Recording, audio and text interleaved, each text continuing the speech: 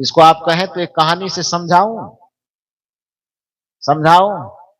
कुर्सी पकड़ के रखिएगा, मुझे लगता है कि आप लोगों को दर्द उठेगा आज से।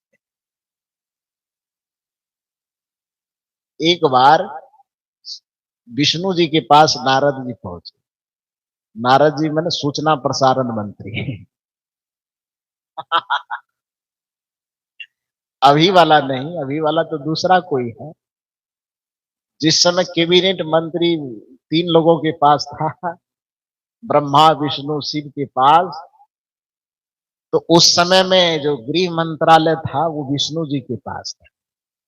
गृह मंत्रालय, वित्त मंत्रालय, पालन पोषण करने वाला। नारद जी उस समय सूचना प्रसारण मंत्री थे। वो आजादी थी उनको पूरे ब्रह्मांड में कहीं भी करताल खड़काते खड़काते पहुंचने का। बस नारायण नारायण करे, झाल बजाते बजाते कहीं पहुंच जाए। तो विष्णु जी के दरबार में पहुंचा और विष्णु जी से कहा, भगवान मैसेज पहुंचाने के लिए आपके पास धरती पर से इतना दूर आना पड़ता है, बड़ी परेशानी। उड़ उड़ करके हवा में आना पड़ता है, दिक्कत होती है। यदि हो सके आपके मंत्रालय में कुछ छोटे स्कॉर्पियो वगैरह अलॉट कर दीजिए, और कुछ मंत्री वाला पोजीशन मिले तो फॉर्चूनर कर दीजिए। दिक्कत होती है आने में। तो विष्णु जी ने कहा, अच्छा कोई बात नहीं। कहा, ऐसा है नारद जी, यदि आपको और दूसरी जगह सुविधा दे दे तब? नारद जी ने कहा कि दूसरी सुविधा है क्या आपके पास? विष्णु जी ने कहा कि है, तो आपने पूछा नहीं, मैं तो दूसरी जगह भी मेरा ठिकाना है। नारद जी ने कहा कि आप, हम तो जानते हैं कि विष्णु लोक ही केवल आपका ठिकाना, और दूसरा भी कोई खोल के रखे हैं क्या, शाखा वगैरह, हेड ब्रांच के अलावा? नारद जी ने कहा बहुत शाखा है, जितने सारे शरीर देख रहे हैं, जितना सारा प्राणी देख रहे हैं, सभी प्राणियों के हृदय में मेरा ठिकाना है, मेरा ब्रांच है, सबके हृदय में मैं रहता हूं। नारद जी ने कहा कि सबके हृदय में रहते हैं, आपने पहले बताया तो नहीं। विष्णु जी ने कहा कि पहले आपने पूछा तो नहीं, और मेरे पूछने पर भी यदि हम कहते रहे कि घट के भीतर में हृदय मंदिर में विराजमान है, तो मेरी बात सुनता कौन? अब उस बात का स्पष्टीकरण करने के लिए यदि लोगों को कहा जाता है, तो परसों से ही मैं कह रहा हूं कि लोगों को यह मतलब बात को समझे बगैर वो उछलता है कि मंदिर का विरोध, भगवान का विरोध। अरे क्यों भगवान का विरोध करें? मेरा छप्पड़ नोचा है भगवान ने। भगवान ने मेरा खेत भी जोता है क्या, कहीं घर तोड़ दिया है? क्यों विरोध किया जाएगा? भगवान का विरोध नहीं होता है, बल्कि भगवान के नाम पर, धर्म के नाम पर, भक्ति के नाम पर यदि आपने पाखंड का दुकानदारी कहीं चला रखा है, तो सदगुरु कबीर जैसे विवेकवान संत उस धर्म के नाम पर चलने वाले पाखंड का विरोध करेगा ही करेगा। और अभय साहब उसका शिष्य होने के नाते यह भी डंके की चोट पर विरोध करें। आपको तिलमिलाहट उठती है तो उठने दीजिए, उससे हम क्या करें? हम क्या करें? सूर्य के आने से अंधेरा की खलबली मचती है, तो उसमें सूर्य क्या करे? क्या गलती है उसकी? वो तो अपना काम कर रहा है कि वो बस आ गया। अब उसके आने मात्र से आपको बौखलाहट हो रही है, तो भाई अंधेरा आपको मुबारक, आप समझो हम क्या करें? सत्य बातें यदि कहने पर यदि असत्य सुनने वालों को, असत्य में जीने वालों को तिलमिलाहट होती है, तो सत्य अपनी धारा नहीं बदल सकता, वो कहेगा ही कहेगा।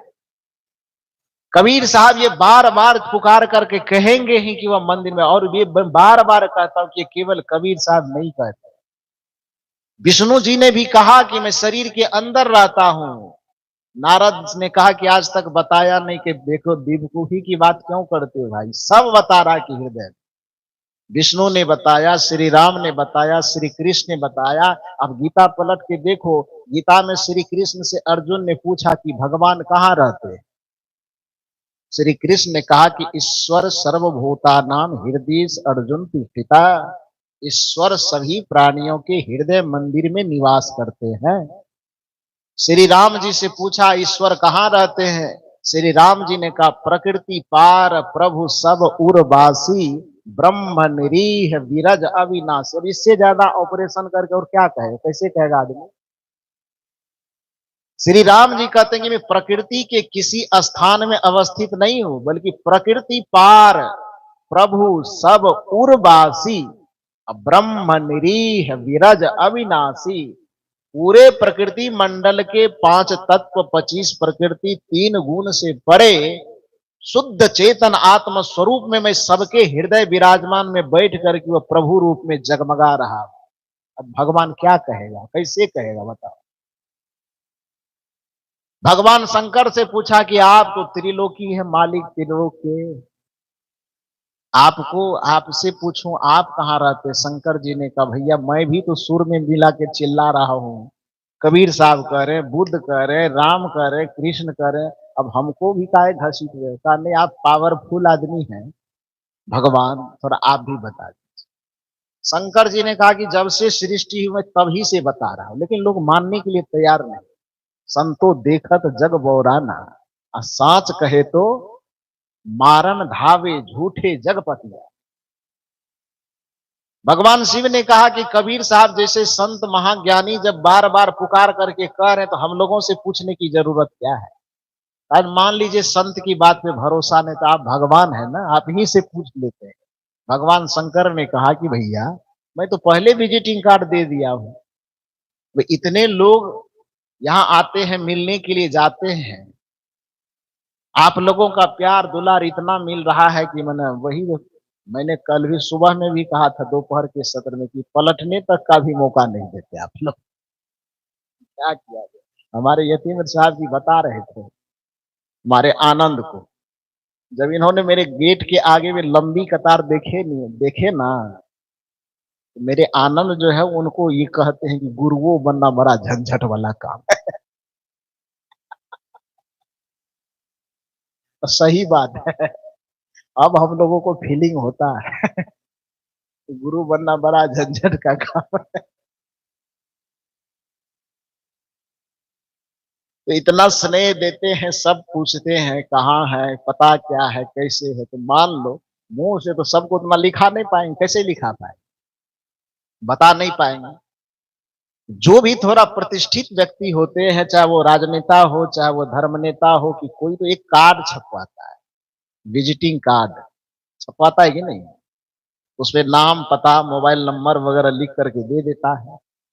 अब मेरा विजिटिंग कार्ड आप लीजिए, उसमें बिहार के भागलपुर कहलगांव का पता हो, मोबाइल नंबर हो, अब वह कार्ड लेकर के आप मुझे दिल्ली के चांदनी चौक पर जाकर के खोजिए, हमसे मुलाकात हो जाएगी। मुंबई में, कलकत्ता, बनारस, हरिद्वार, कहीं नहीं। कबीर साहब यही तो कहना चाहते कि वस्तु अंते खोजे अंते कैसे आवे हाथ। वस्तु कहीं और है और खोज कहीं और रहे तो हाथ कैसे आएगा? मेरा पता लिखा है विजिटिंग कार्ड में कहलगांव का, खोज रहे तो मुंबई, दिल्ली, बनारस, कलकत्ता, हम कैसे मिलेंगे? अब इतनी सी सहज बात यदि कबीर जैसे ज्ञानी उनके शिष्य परंपरा के लोग समझाते हैं, तो चिल्ला करके उधर से कहता ये भगवान को मन भी नहीं करता है, भगवान को विरोध करता। कैसे भाई, कौन आधार पे आप ये कह रहे हैं कि भगवान का विरोध, ईश्वर का विरोध किया जा रहा है? भगवान शिव कहते हैं कि मैंने भी अपना विजिटिंग कार्ड पूरे दुनिया में फैला रखा है, मैं अपना पता दे दिया, लेकिन लोग सुनने के लिए तैयार है। कहा क्या दिया है? भगवान शिव ने कहा कि दुनिया के सारे पंडित उस पता को दोहराते तो हैं, लेकिन जाने किसी को नहीं देते हैं। कहा क्या? कर्पूर गौरम करुणावतारम संसार सारम भुजगेंद्र हारम सदा बसंतम हृदयारविंदम भवम भवानी सहितम नमामि। कर्पूर गौरम करुणावतारम संसार सारम भुजगेंद्र हारम। ये श्लोक आपने जीवन में सुना है कभी कि नहीं? जोर से बोलिए, हाँ या ना? सुने हैं। ये मंत्र मैंने तो नहीं बनाया, कबीर साहब ने नहीं बनाया। ये किसका मंत्र है? भगवान शिव का मंत्र है, यजुर्वेद से आया हुआ मंत्र है। इसमें शिव जी का ये विजिटिंग कार्ड है। ये अफसोस की बात है कि दुनिया के सारे पंडित, दुनिया के सभी शिव मंदिर में इस मंत्र को बुलवाते हैं, जपवाते हैं, लाउड स्पीकर में लगा करके सुनवाते हैं, लेकिन उस पर कभी विचार करके उस पर अमल नहीं करते। कबीर साहब कहते हैं बस अपने ही मंत्र पर तुम विचार तो जरा सा कर लो, क्या कह रहा है ये मंत्र। मैं अपने से गा दूं, हो सकता है आप लगे कि बीच में कुछ घोलमेल में कर रहा हूं, तो आप भी बोलिए मेरे पीछे पीछे। कर्पूर गौरव, बोल न दीजिए, उसमें पैसा नहीं लगेगा। बोलिए, कर्पूर गौरम करुणावतारम संसार सारम भुजगेंद्र हारम सदा वसंतम देवघर बिंदम। क्यों हंस दिए आप लोग?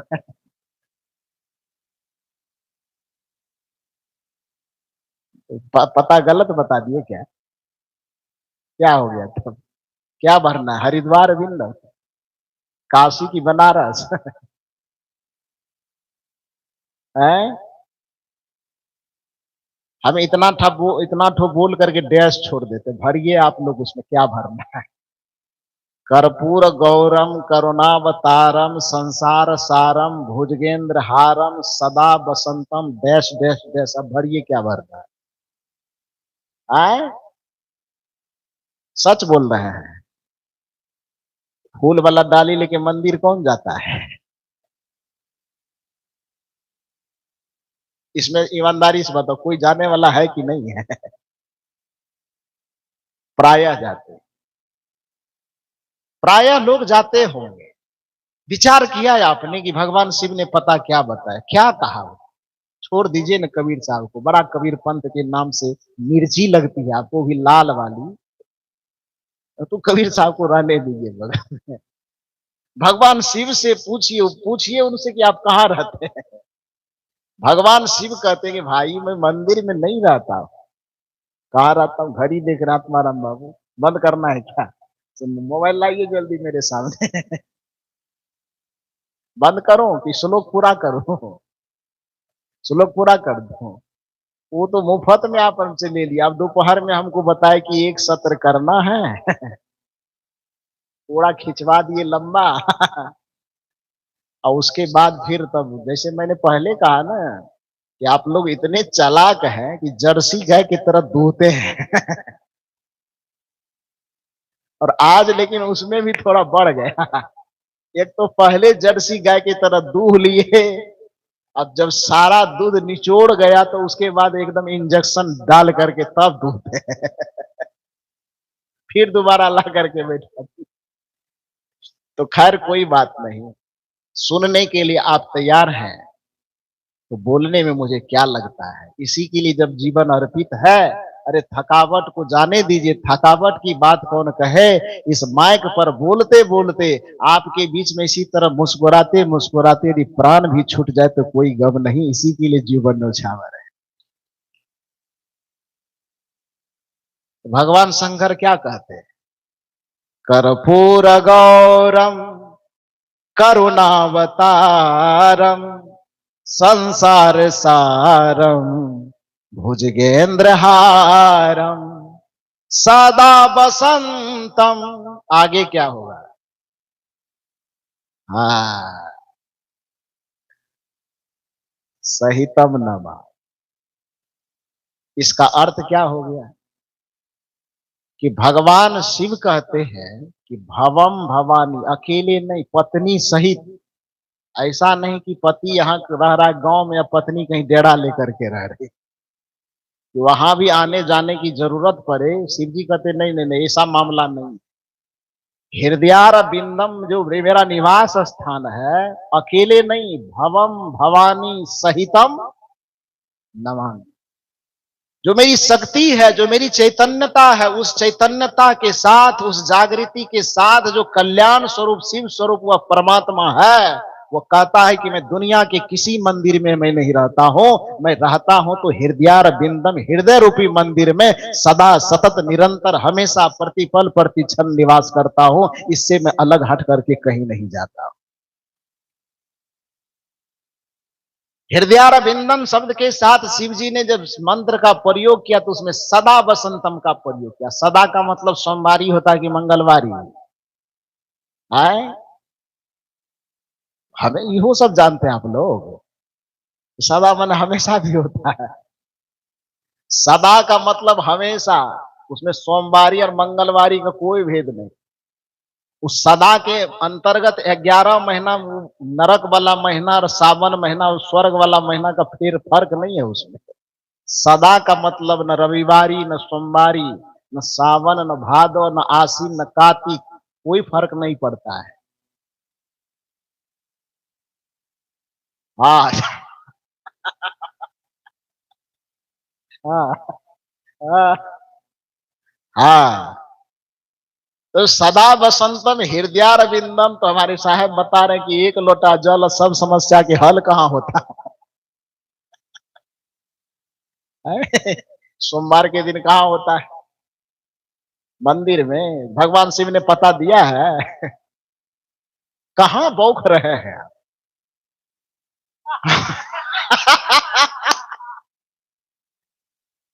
कर्पूर गौरव गुनगुनाइए। कर्पूर गौरम करुणावतारम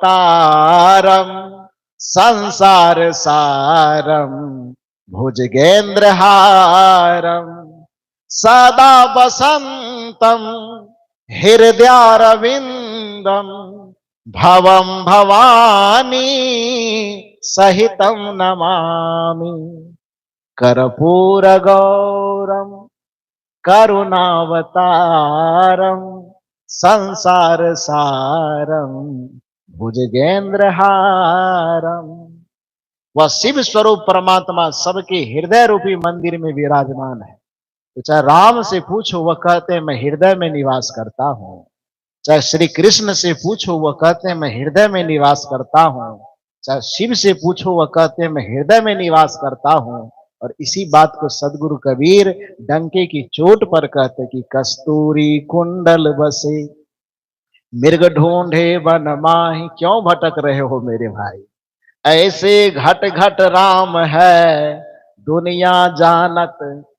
ये दुनिया के लोग नहीं जान रहे। सबको तो हमने छोड़ दिया, क्योंकि कोई बस सुदर्शन वाला है तो कोई त्रिशूल वाला है। कबीर साहब निहत्था है तो लाठी लेके उसके पीछे पड़ गए। उसको लगता है कि इनके पीछे पड़ेंगे भी तो क्या बिगाड़ेगा। लेकिन कबीर साहब का आप कुछ बिगाड़ नहीं पाएंगे।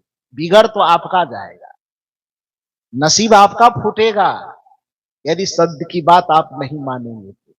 संत की बात नहीं मानने पर, गुरु की बात नहीं मानने पर आपकी क्या दुर्गति होती है, यही कहानी मैं आपको सुना रहा हूं। कि विष्णु जी से नारद जी ने पूछा कि आप कहाँ रहते हैं, यहां आने में हमको बड़ी परेशानी है। विष्णु जी ने कहा कि आपने आज तक पूछा नहीं, आज पूछ लिए तो बता देता हूं कि मैं आत्मा राम बाबू के हृदय में रहता हूं। हीरा लाल बाबू के, अब कहीं वो उनके हृदय में जाकर के सिंदूर नहीं पोतने लगे।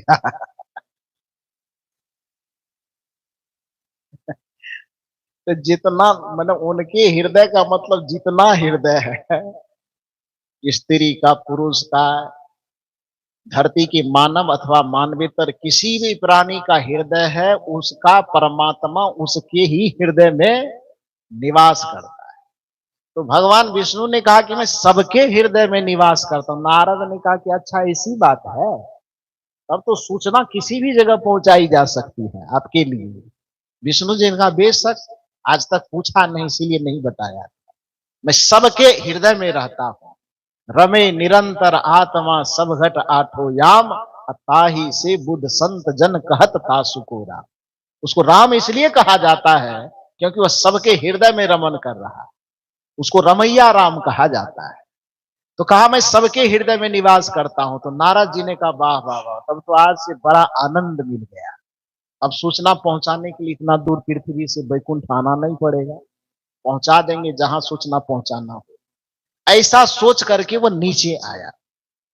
नीचे आया, जैसे ही भिलाई चौक पर उतरा, आत्माराम बाबू हम ही नारद जी के साथ नहीं थे। कैसा गजब लीला है, बताऊंगा तो आपको समझ में आएगा। तो ये चौक पर उतरा, नेहरू नगर। नारद जी जैसे उतरे, अब इधर एकदम निर्मल ज्ञान मंदिर की रोड में आ गए। आना चाह रहे थे किधरों, लेकिन संजोग से उसको 10 लोगों ने वहां पर चौराहे पे रोका कि मत जाइए उधर। कहा क्यों नहीं जाऊं? कहा कि वहां जो है एक पागल भैंसा है। भैंसा समझते हैं आप लोग? किसको कहते हैं जी? हाँ।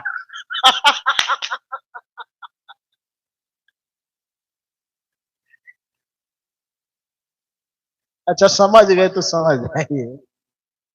हाँ, क्या बोले, भैंस का मिस्टर।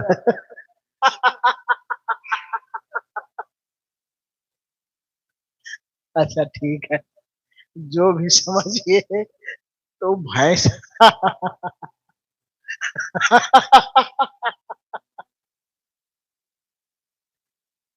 तो एक भैंसा था, वो पागल था।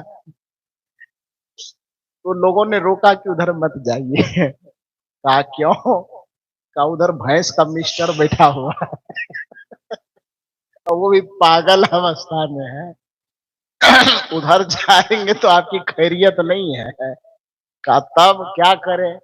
उसने कहा नहीं नहीं नहीं नहीं, हमको वो मिस्टर फिस्टर कुछ नहीं बिगाड़ेगा। कहा क्यों? कहा अभी अभी तुरंत विष्णु जी से पूछ करके आया हूँ, आप कहाँ कहाँ रहते हैं। तो उन्होंने कहा कि जितना प्राणी है सबके हृदय में निवास करता, कि महात्मा हो, चाहे वो सुनने वाले श्रोता हो, चाहे कुत्ता हो, बिल्ली हो, घोड़ा हो, गधा हो, कि भैंसी हो, कि भैंसा हो, उससे कोई मतलब नहीं। जितना प्राणी है उस सब प्राणी के हृदय में वही विष्णु, वही भगवान निवास करता है। ये कोई बिचौलिया नहीं कहा, डायरेक्ट हमको ये विष्णु जी ने ही कहा है। तो और किसी के बात पे मुझे यकीन होता कि नहीं होता, विष्णु जी खुद कहे हैं, इसलिए मुझे विश्वास है कि सब प्राणी के हृदय में वो है। तो इसलिए वो भैंसा के भी हृदय में वो है। तो जब उनके भी हृदय में, हम उनके कट्टर समर्थक, नारायण नारायण रटते रहने वाले, हमको नारद जी बढ़िया से, हमको विष्णु जी बढ़िया से पहचानते। वो भैंसा कितना भी पागल होगा, उसके सामने जब हम चले जाएंगे ना, तो हमारा मेरे करताल को देखते ही वो पहचान जाएगा कि हम उन्हीं के चला है।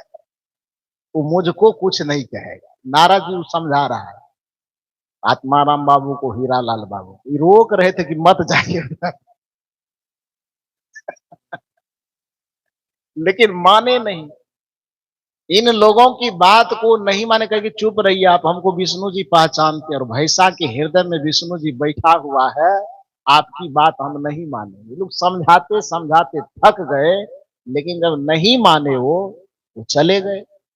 और भैंसा के जैसे जैसे नजदीक जा रहा, भैंसा एकदम तिरछी नजर करके आंख का क्षेत्रफल बढ़ा रहा है, लंबाई चौड़ाई ऐसे तिरछा करके। तो गर्दन टेढ़ा करके भैंसा ऐसे देख रहा है। नारद जी सोच रहे हैं कि हमको परखने की कोशिश कर रहे हैं कि हम ओरिजिनल है कि नकली है। और झाल और करताल की आवाज तेज करते करते और नजदीक पहुंच रहा है। अब जैसे जैसे नारद जी नजदीक पहुंचा, वैसे वैसे भैंसा का गर्दन टेढ़ा होता चला गया। जब बिल्कुल एकदम समीप चल गया, नारद जी एकदम भैंसा के बिल्कुल करीब चल गया, भैंसा उछल करके आया और नारद जी को सींग पर रखा और पकड़ के घुमा के उठा के पटक के धरती पर एकदम मरड़ दिया। एकदम नारद जी के कमर की 16 हड्डी टूट गई। और बेचारा वो नारायण नारायण जो कर रहा था, तो नारायण नारायण क्या करेगा, माँ गो, नानी हो, दादी हो, माँ नानी दादी काकी मामी सबको पुकारना शुरू किया।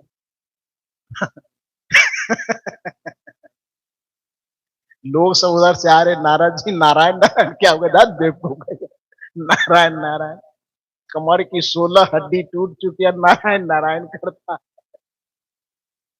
तो अब क्या करेंगे, कहा पहले किसी तरह प्लास्टर करवाओ। प्लास्टर करवाया। प्लास्टर वगैरह जब हो गया तो नारद जी सोचे कि अब विष्णु जी को सबक सिखाएंगे। किसी तरह लंगड़ाते लंगड़ाते विष्णु लोग पहुंच ही गया बेचारा।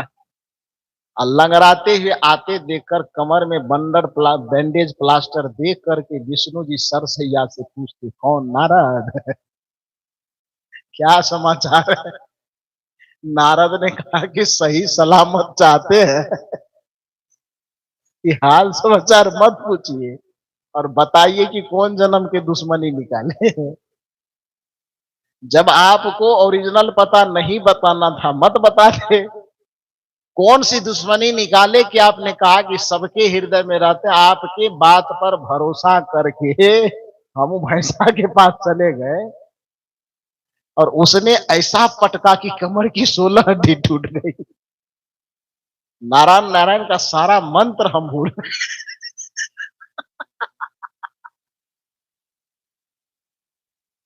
मंत्र भूल गए। अच्छा तब आप झूठ क्यों बोले? विष्णु जी करे करे मैं झूठ नहीं बोला। चुप रहिए, झूठ नहीं बोले।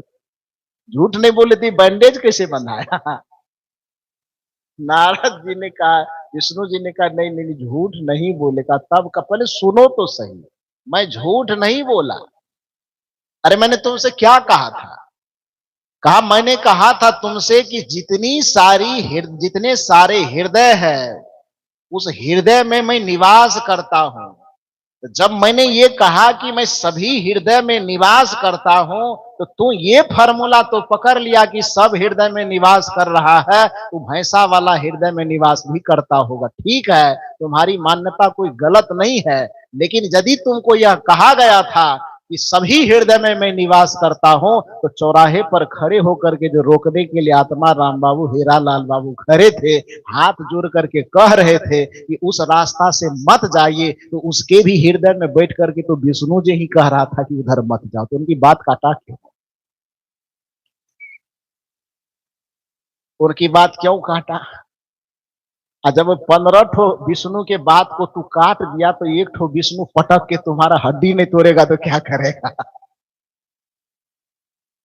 क्या कहा नारद से कि इतने विष्णु सब जो समझाने के लिए बैठा हुआ है, ये क्या कर रहा है?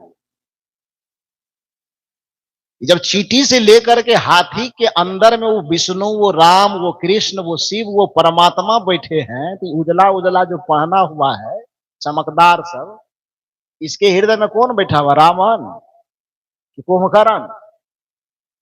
इसके भी हृदय में वही विष्णु, वही राम बैठा हुआ है। विष्णु जी ने कहा कि ये बात सच है कि मैंने कहा है कि मैं सबके हृदय में निवास करता हूं। तो इन लोगों के साधु महात्मा के रूप में जा जाकर के जो पूरे दुनिया को समझाया जाता है कि यह पाप है या न करो, यह अनैतिकता है या न करो, ये गलत है या न करो, ये बुरा है या न करो, ये बुरा है या न खाओ, यह बुरा है या न देखो। बार बार जो हर जगह बुराई से बचाने की कोशिश करते हैं, ये रोकने की कोशिश करते हैं, और इन रोकने वाले विष्णुओं की बात नहीं मानोगे तो हड्डी तोड़ने वाला दूसरा विष्णु तैयार होगा और आपकी भी हड्डी तोड़ देगा, उठा के पटकेगा। प्रकृति का यही विधान, क्योंकि नियम कहता है कि जो इशारे से नहीं समझता उसको तमाचा मारना जरूरी हो जाता है।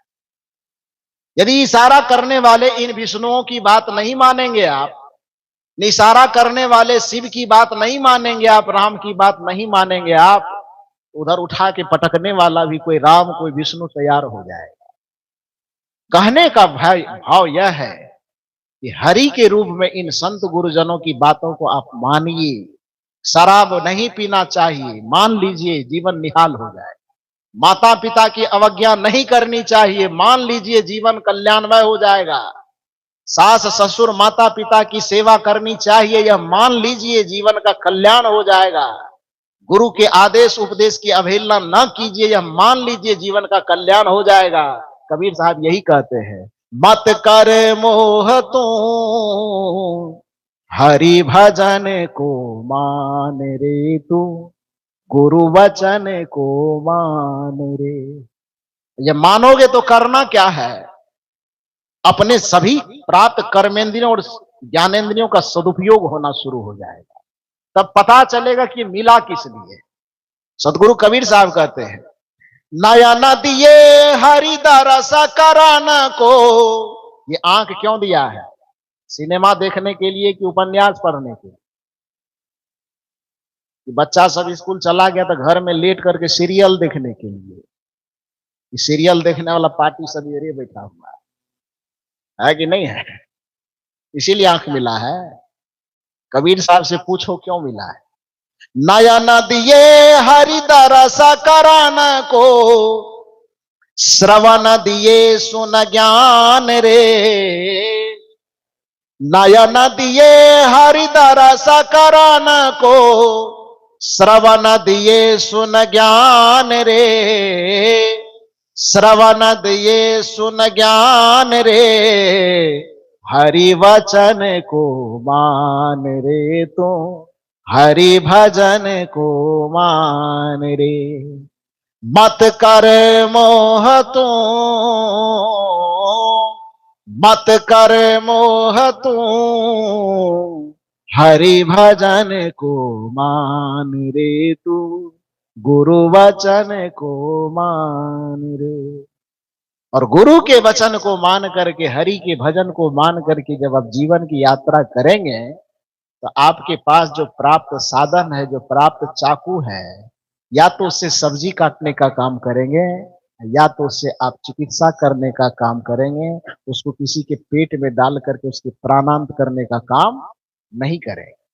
मतलब जो आपके पास प्राप्त सुविधा, समय, अवसर और साधन होगा, गुरु के वचन, गुरु के निर्देश में चलने पर, सत्संग के सानिध्य में चलने पर, उन प्राप्त प्राणी, पदार्थ, परिस्थिति, सब अवस्था, साधन, सबका आप सदुपयोग करेंगे। और प्राणी, पदार्थ, परिस्थिति, अवस्था, वस्तु, साधन का यदि आपने सदुपयोग किया तो लौकिक जीवन आपका सुख से भर जाएगा। मैंने एक छोटी सी नीति वचन पर आपसे निवेदन किया कि शुभाभ्याम मार्गाभ्याम वहंती वासना सरित पौरुषैन प्रयत्नैन नियोजनया शुभे पथि। कि साधन अपने आप में दोष मुक्त होकर के अबाध गति से प्रवाहित हो रहा है, उसका सदुपयोग नियोजन करके यदि आप शुभ पथ में लगाते हैं तो वह शुभ परिणाम देगा। अशुभ पथ में लगाते हैं तो अशुभ परिणाम देगा। अच्छे पथ में लगाते हैं तो सुख देगा, बुरे पथ में लगाते हैं तो दुख देगा। इसलिए सत्संग, संत, सदगुरु का सानिध्य लेकर अपने जीवन के अवसरों को, प्राप्त इंद्रिय जन साधना को, साधन को सदुपयोग करने के लिए सत्संग से युक्ति, सदगुरु से युक्ति लीजिए और अपने जीवन को धन्य कीजिए। आपने मेरी वाणी को इतने शांति और धैर्य के साथ सुना। आप लोगों को बहुत बहुत साधुवाद, धन्यवाद देते हुए बस इस सत्र में मैं अपनी वाणी को विराम देता हूं।